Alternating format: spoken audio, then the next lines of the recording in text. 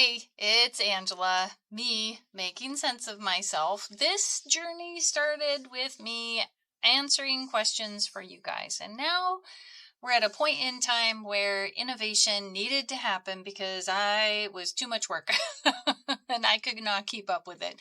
So, this week, in an effort to understand myself, I was just trying to keep track of what was happening inside of me. And uh, there's actually what I think is kind of a funny story about me deciding that after someone said something that I get to be a fighter pilot in my daily life. So, one of the things that has happened in the last few weeks that created a sense of overwhelm and things like that is number one, my CRPS had flared up a little bit, which is complex regional pain syndrome. But number two, and probably I'm going to say it was the most disappointing, or I don't know if disappointing is the right, I was disappointed, but I don't know if it's the right word now. But I was diagnosed with POTS, which is postural orthostatic tachycardia syndrome. And what that means basically is when I stand up, my heart starts racing because my pressure drops. So I'm telling this story to a friend of mine at church, and he's sitting there. He's a very thoughtful gentleman. His name's Jordan. He's really cool. And his wife, I'm telling them both this story. And he like kind of looks over and he looks back and then he looks over again. He's like, "So you've got to like do fighter pilot training." I'm like, "What? Fighter pilot training?" He's like, "Yeah.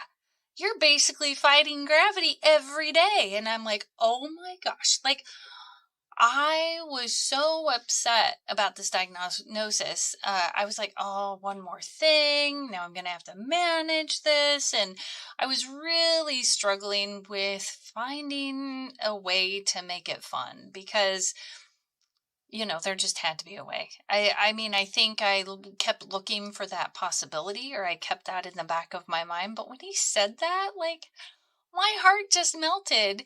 And then I was hanging out on Zoom with a couple of my friends this evening, and I realized that one of them that was there, I'm trying to remember I think he goes by Maverick, and one of our other friends goes by Goose. And when I said that I get to be a fighter pilot, and he's like, "Well, what's your call sign?" And I'm like, "What do you mean, what's my call sign?" And he's like, "Yeah, like Maverick and Goose." And I'm like, "Oh, you guys have the cool names." And I'm like, "Well, then fine, I'm going to be Iceman." And he's like, "Well, Iceman won."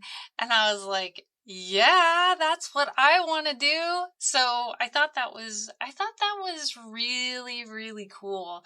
So it's always very interesting to me when I get into my head and I start giving myself a hard time and I don't embrace what's happening. Because the other thing that came up for me this week was I was talking to someone else. Oh, I was talking to my friend Jeff yesterday, and we were talking about tough things.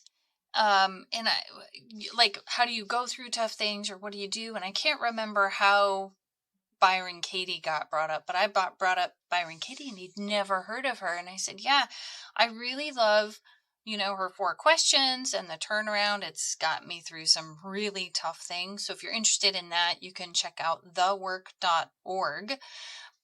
But I've read a lot of her books. And so with the whole POTS and everything else, I remember, when I'm fighting against it, it makes it so much harder. It's just like with my pain, when I'm in a tremendous amount of pain, I go into meditation. So, or I go into like kind of a deep place. So in order for them to double check and make sure that it was only POTS,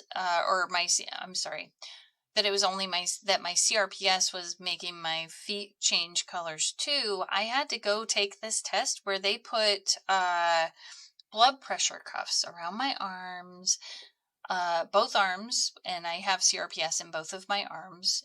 Then they put 4 separate, 2 on my thighs and 2 on my calves, all blood pressure cuffs, and then on my big toes. And then, of course, what do?